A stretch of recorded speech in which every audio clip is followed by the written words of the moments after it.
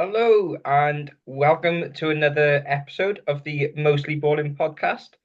I'm Ben, your host, and today I'm joined by a familiar friend of the show, Jack Davey from the Exeter Otters. Hi Jack, how you doing? Afternoon. Yeah, all good, thanks. All good. Can't complain too much. Can't Good, good. complain. Yeah, well, it's good to have you back on the show. We have previously spoken in the Mhm. past, so that was a while ago. Um, but yeah, it's good to have you back, man. Yeah, it's good. It's good to be back. Like I say, I was pretty free this week, so I was like, how can I fill my time up? Uh, No better and way. what was the top of the list? What was the top of the list, you guys? No better way, as I said. Um, so obviously, I know you a bit, and the guys on the pod know you. But since the previous time, we've kind of taken a different journey. So for those that are maybe new to this show, could you give us a little bit of who you are and what you do? Um, Oh God, okay. So I'm Jack, 29 years old, although I look about 50.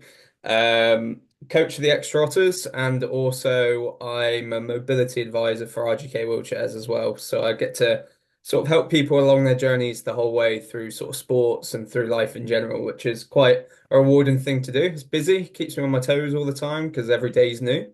But yeah, it's good. It's good fun anyway, and I get to meet a bunch of people, so I'm more than happy to do that. And I talk a lot, so that's all good. yeah, that's some good stuff. And so obviously, coach the Exeter Otters in the British wheelchair basketball. Um, that's something you've always been around, isn't it? And sort of, Yeah, so I've been involved with wheelchair basketball since I was about 14. yeah, So I mean coming up to 16 years now. Wow. Almost. And yeah, so it took me on a huge journey. I played abroad for multiple years as well. So traveled all over Europe playing basketball, which was great fun. yeah, Um, and moved back to the UK in 2019 and sort of wanted to help develop the sport and help grow it, sort of especially in the Southwest, but all over the UK. yeah, And then COVID hit as well, which wasn't ideal at that point. And now we're back in sort of our third season as such, outside of COVID. And the club's booming. We've got so many new players, all different ages, abilities, disabilities. And like I say, it's all a new learning curve as well, because every ability is going to be very different, especially in disability sport. And yeah, it's good fun. It's good fun. Keeps me busy anyway. So that's something. And then currently we've got three teams now. So we've got a Division One team, yeah, which high expectations this year. I'm hoping, touch wood, that we make playoffs again, sort of 2 years running, which would be nice after gaining promotion last year. And we also run like an Inspire League in the UKWB League that run once a month tournaments. yeah. And then we've got a junior setup as well this year, so super exciting. Anyway, for a small West Country club, you know. No, that's good going. I was having a team and a bit of everything is always good, and we will touch on that after because for a lot of people who watch the show, maybe they're not so familiar with wheelchair basketball. So my hope from this one is obviously to gain a little bit of knowledge myself, but as someone passionate about the sport, teach others. So we will Yep. jump into sort of how the leagues work in a moment. But since we spoke, obviously that was a while ago, as I said. Um, we had and we did sort of preview it in our last chat. We've had the Paralympics. I know that was a little bit ago, but obviously being the first time speaking to you since, how did you enjoy the game, specifically, obviously wheelchair basketball? Yeah, I was gonna say wheelchair basketball was the main sport, and Yeah, like I say, it was super exciting for me because a lot of the faces I know as well personally, so it's cool to see them on their journey and get to the highest point, yeah, and sort of seeing a few from our club as well. So Maddie Martin, Jade Atkin are all from us essentially, and seeing their growth and development through the years has been insane to me. I love seeing that kind of stuff. And like I said, I always enjoy watching wheelchair basketball and seeing so many thousands of people enjoying the sport like what we do as well. It's really quite quite nice to see, to be honest, and to get to experience a few different disability sports that I'm not so familiar with was really quite good to me, you know. Yeah. It's to be fair, I covered an awful lot of it. I mean, I think it was probably the only thing on the TV during the summer. Um, Yeah, yeah. and it's kind of so again, since we spoke last, I've got back into the sport. Um, so I'm doing a bit of coaching and playing as well. But it was so good to see a lot of youngsters go through, Mm, making debuts. A lot of the senior guys as well having time. And I know for a fact that sad he's not with us for the episode today, Egg, but he made a prediction or a bet, I should say, that if men and women medaled during the tournament, he would dress as an otter to one of your games in the new season. Oh, I remember that. Yeah, Yeah. yeah, I remember So that. I've got to say he is pretty glad that he won the bet. Well, no, not well. Yeah. He's not going to do it, so he's glad about that one. Um, What? but it was great to I'm see, obviously, the men's silver. I'm still expecting to see him at games though. That would be cool, just to see Oh, him there, and yeah, he's yeah, definitely it'd be come in. cool. Yeah, that cold cup of tea that's waiting on the side for him. Yeah, yeah, exactly. I'll make sure there's a little mascot costume for him anyway, just to, so he I'm doesn't miss out too much. no, I'm sure he'll love it. We've got to make him do it. He doesn't do enough. Yeah, exactly. Don't tell him I said that. Oh no, it's not No, like it's on a podcast or anything, you know. no, he does loads. He's fair play. He's a bit busy at the moment, but yeah, he was gutted he couldn't be at what I said. So shout out to Egg and Eli, um, Yeah, for hope he's definite. well. Yeah, no, I'm sure they are. Now moving on to the new season. Obviously, Mhm. some games have already taken place. Some teams have taken place. Um, you said that you start your season this coming Saturday. Am I right? Yeah, so touch wood, as long as everything goes to plan and Yeah. nothing changes. We start our first game in the Devon Derby as well, so we're up against Plymouth. Oh, okay. Um, Yeah. so getting back into promotion, getting back into Division One, and our first games against the local rivals as such. So that's quite exciting to start off the season just like that, you know. So yeah, I'm looking forward to that one for Eh, sure. Yeah, everyone knows the Derby Day. I'm pretty certain. Yeah, Yeah, exactly, exactly. Yeah, yeah. yeah. Well, able-bodied and disability sports, you know, it's all the same way. Absolutely. I mean, we've got the local Phoenix and Manchester Derby, so Hmm. that's Derby Day is always different. I say so. Yeah, hopefully that one goes well. Because sort of Yeah. on a personal level, obviously you've mentioned about promotion and having Hmm. um a few different teams across the leagues.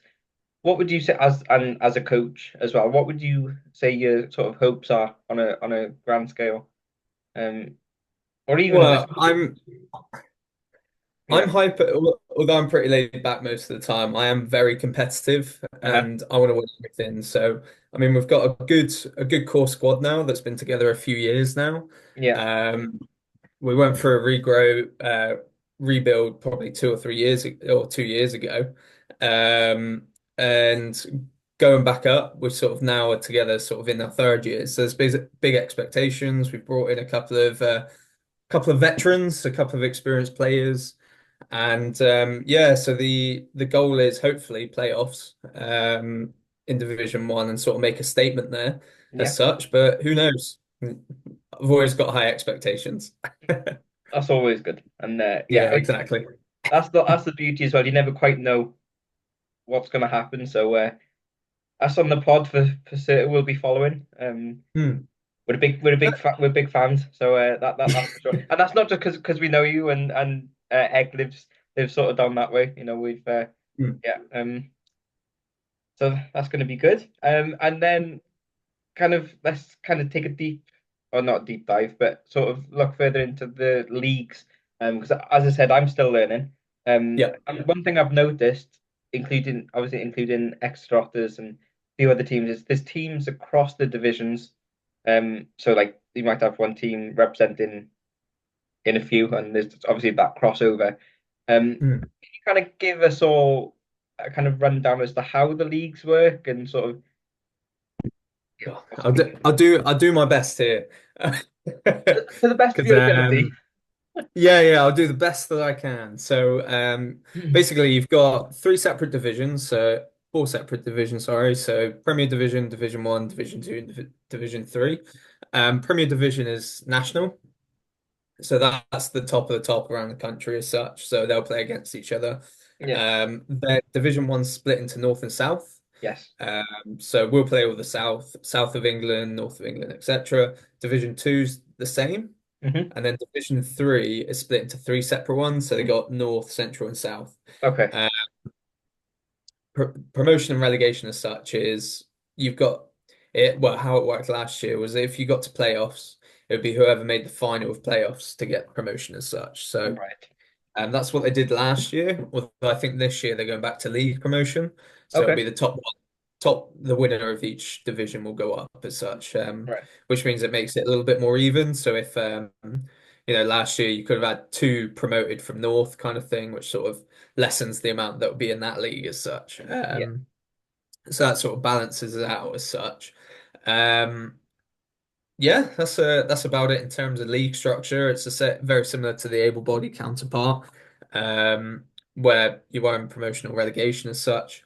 The major difference though is like what you say, there'll be multiple teams with multiple clubs with multiple teams in as such. Yeah. And that will be due to numbers and participation levels. So there'll be one club, say the team in London, will Hmm. have probably a team in every single division. The only downfall to that is you can't have they usually have a rule where you can't have two of the same club in the same division. Okay. Um, Right. but this year I think they've done it for North where they've got two Mohawks teams in there just Yeah. to even it out to make sure that you're getting that balanced competition as such. Yeah. I think that's about it really. No, that's good. I mean, again, that's something new, and it's good to know because we've always said on the pod, we cover every aspect of basketball. So for me, Oh, to bring wheelchair basketball is important, and obviously I need to know what I'm bringing, and hopefully for the viewers watching, they'll get to know a bit and get to enjoy the sport because it's a very entertaining game, um, yeah. very physical, quite hardcore at times as well. Yeah, of course. And I think it's that preconception of it's a disability sport, Mhm. whereas it's technically more an inclusion sport. So anyone can play the sport, Yeah, whether you're able-bodied, if you've got a sibling or a friend that wants to join in as well, we'll just chuck them in a chair and then jobs are good and kind of thing. yeah, Obviously, they can't take it to the highest level because it's a disability sport at the highest level. So with Paralympics and things like that, they're not going to necessarily be able to qualify for GB. yeah, However, you can still enjoy the sport at the domestic level as well. So that it's really cool to see that you can have that mix of disability, and it's such a unique thing to our sport because I yeah, don't think it's really something that you see in a lot of different sports. Is all different backgrounds, abilities, disabilities, etc. Even genders. So it's a mixed sport in the domestic leagues as well. yeah, So it means male and female play together, which is something unique and something special, I think, which is really cool. yeah. Yeah. I mean, to be fair, you've covered a few of my questions there because when I was covering the Paralympics in the summer, I had a lot of messages going, oh, okay, so take wheelchair rugby for example. Hmm. In the Paralympics, they were mixed teams, but we weren't seeing that in the wheelchair basketball. They were going, okay, how come?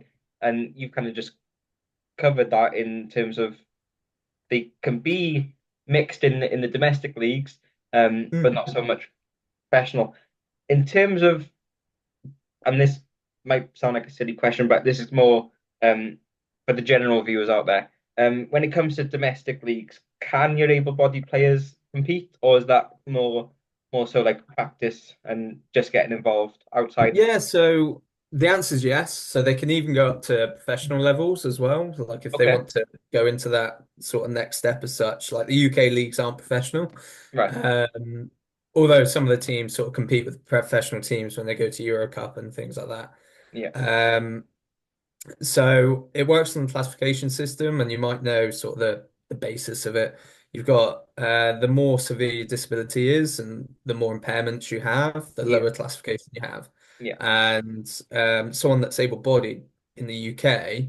will be a class five. Yeah, So that just means instead of a 4.5, which is your minimal disability, and then it just means that you have to sort of spread out where your classifications come from and things, because you've only allowed 14.5 points yeah, on court at any point. So if one person's taken up five, you'll have to play two lower class players as such. So it all depends on the team and the coach and what they're looking for out of the squads that they've got, to see what works for them. Because if you've got, say, a very mid classification based team, you might potentially be looking at a mismatch if you're yeah, putting two low class players on as such. So it's sort of really, it's a bit of a game of chess in that respect as well to see what you want to put on that floor. Whereas able-bodied counterpart, you can sub like for like as such. yeah. You can't necessarily do that in wheelchair basketball. You might need to make two or three subs to get that one player on that you might want to put on as such. Yes, yeah. Um, so that's the other aspects that a lot of, well, all the wheelchair coaches need to sort of consider as well. A lot of maths then. Yeah, with all the points. Basically, and Yeah. when you're a player coach as well, it's even more awkward trying Yeah, to of do course. maths while while pushing around and control everything. Yeah, because A lot of obviously work. that's a role you play, isn't it, with being a player coach and being Yeah. involved in every aspect. So yeah, yeah. Probably one thing I would struggle with is trying to figure all that out, but it's not me yet, so that's okay. I'll leave it to the other guys. Yet. I like the term yet. Yeah, well, no, I'm on that journey of sort of doing some coaching stuff, so that's exciting. But yeah, got some time to learn my maths as well. Yeah, Um, that's it. it's been a while. It's been a while. It's been Um, a while. yeah.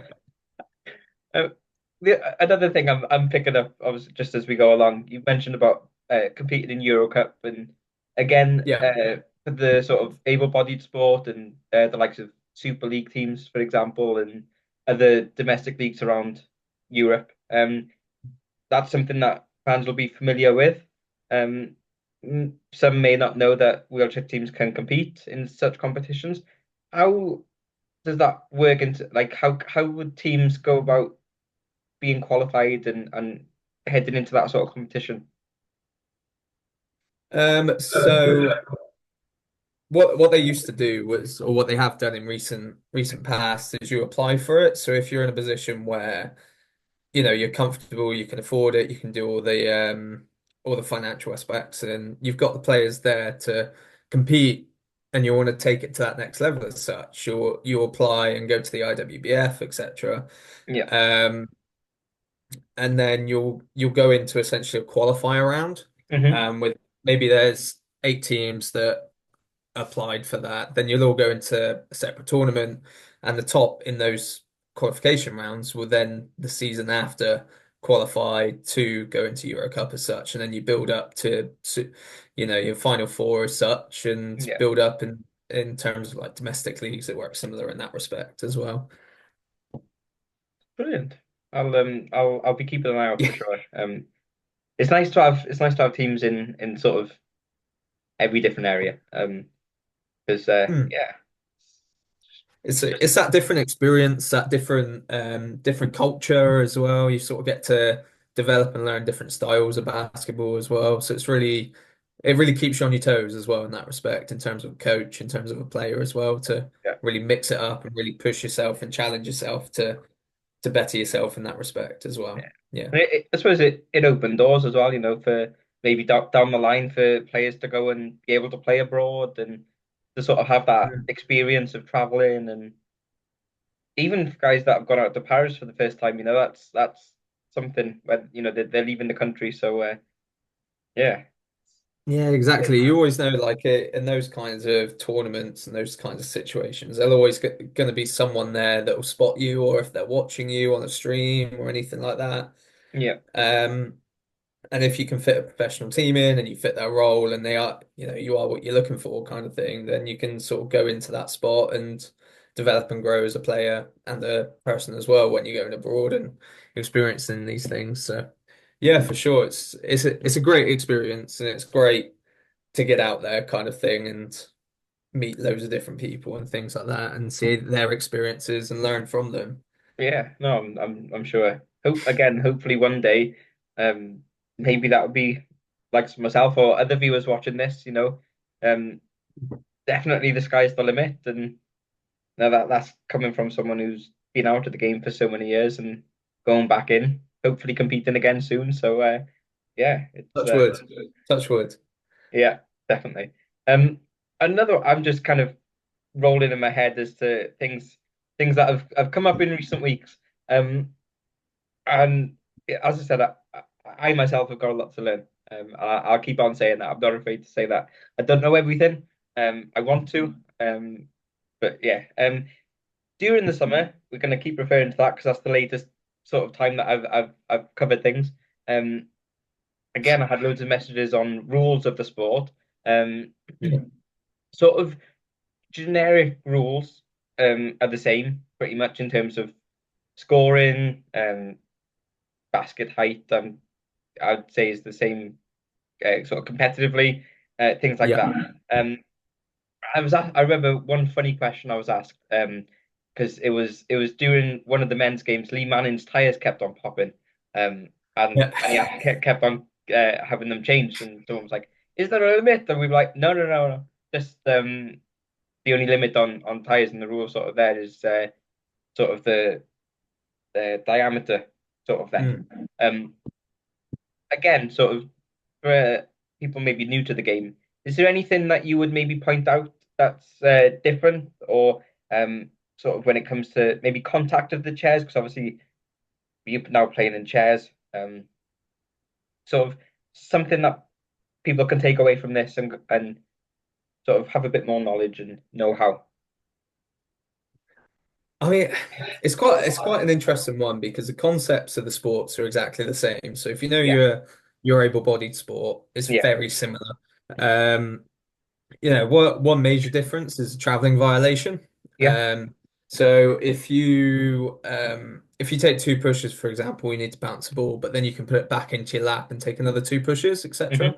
Whereas with the running sport, obviously, if you hold it, you then can't carry on. You either have to pass or shoot as such. Yeah, So that's one notable difference that, again, the concepts are the same, but it just makes it a little bit more inclusive for someone that maybe doesn't have the core stability to be able to dribble the basketball on their side continuously as such. Then they might lose balance, they can put it back into their lap, etc. yeah, Um, in terms of the chairs, there are certain rules and regulations, so you're only allowed a certain height.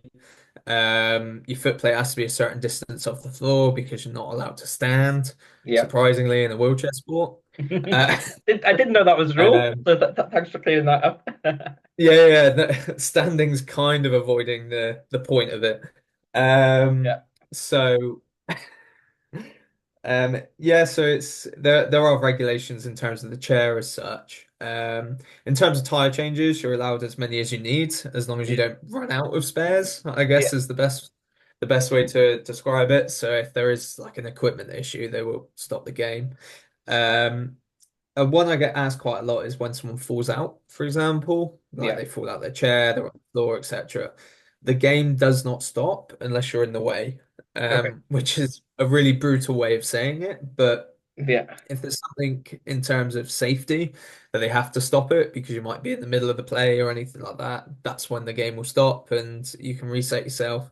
hmm, However, if say you fall out in the back court, and you're not in the way of anything, then yeah, they'll just play on as such. And if you're a higher class player, you tend to just get yourself back up and get back in as soon as you can, kind of yeah, thing. But there are, if you're a lower class player, you don't necessarily have the core strength to be able to physically get yourself up. So you've yeah.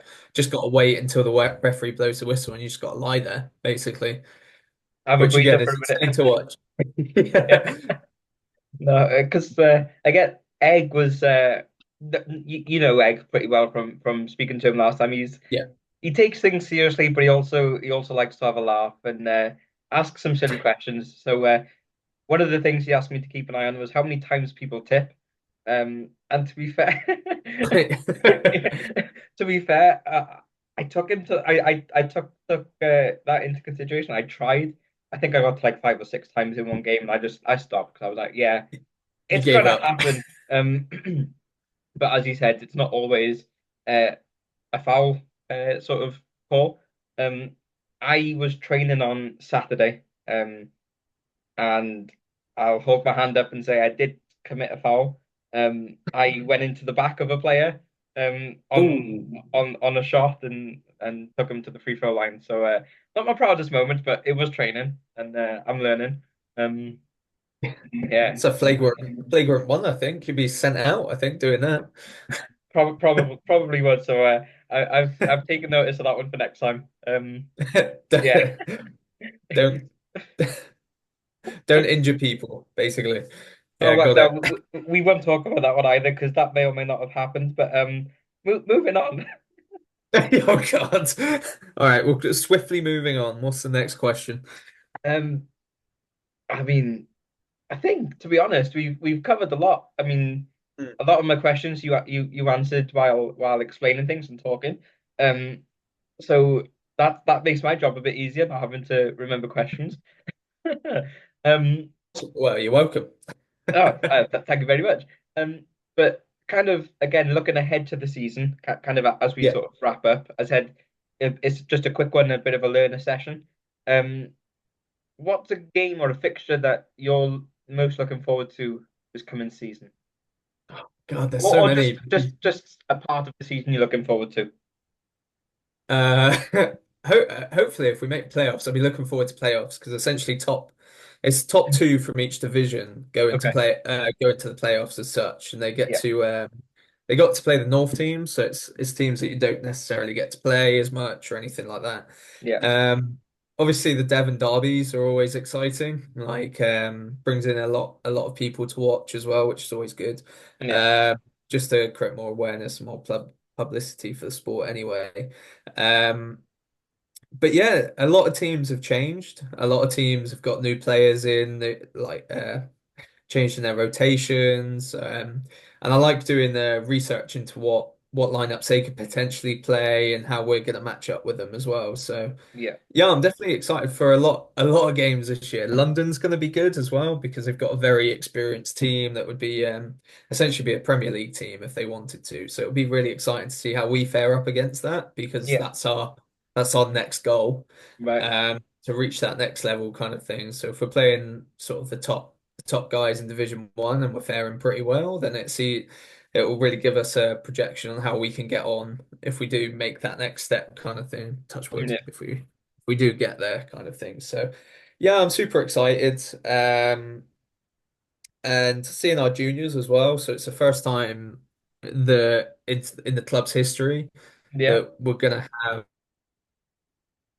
because they've all come in quite quickly, all Yeah. at the same time. And it's quite cool to see that they're going to sort of gain that experience at younger ages, rather than me that started at 14. They're starting at like 7, 8, 9. Yeah. And I always look at them and go, you'll have 5 or 6 years of experience before I've even started. So if I can make it to a certain level, the talent and potential that you guys have, if you want to go onto that next step, is insane. It's 100%. exciting to me, Yeah. um, Yeah. in that respect as well. So that's something I'm looking forward to is having that junior setup now that we've got the resources available in order to do that as well. So Yeah. that's exciting stuff for sure. Definitely. Yeah. Yeah. And sort of, I mean, because again, I said it looking back to the Paralympics and seeing players making their debuts, and then you talking about having a junior team, Yeah. the prospect of the future of the sport is definitely exciting and definitely one to get behind for certain. Um, talking about playing against sort of high level teams and players, um, just on a bit of a side one, am I right in saying that Addy still plays for, is it the Titans? Or Yeah. Ade Dephtan. yeah. Yeah. Yeah. So Yeah. yeah, He's still around. I Still actually going strong. yeah, no, I had a meet. Well, I say I met him. He definitely wouldn't remember me because I was like 6. And I'm 21 now. But I remember meeting him when I was still living in Wales, and we went to like a disability sport tryout day. Um, and so I think I was doing wheelchair rugby. I think I tried wheelchair rugby at the time. Um, and I jumped in a chair. and I was on the floor within like as a 6-year-old on the floor at like within like the first 5 seconds. Um, but yeah, I've met Addy. Hopefully, maybe he'll come on the pod one day. I'll have to try and convince him. Um, we'll see. But speaking about sort of names such as Addy, are there any specific players that you maybe have an eye on, you're looking forward to going against? Again, that people can sort of look out for um, during the season, Players to look out for. Okay, this is an interesting one. So, including the Jack Davey that we all know and love. yeah, I was gonna say there's that Jack guy. He's all right. Yeah, No, there's loads of them. So, you've got from Aces, Jordan Luce. Just been at the Paralympics, just represented France. He's across playing for Aces this year in Division One, so I'm excited to go up against him again. yeah, Um, Played him a few seasons ago and he beat us. But also went up against him in Germany as well. So I've played nice. up against him quite a lot, and he's one of the nicest guys I've caught as well. So Yeah, um, that's exciting. We've got Titans in general. They've got such a wealth of experience and GBU 23 players. So I'm excited to go up against them yeah, as well.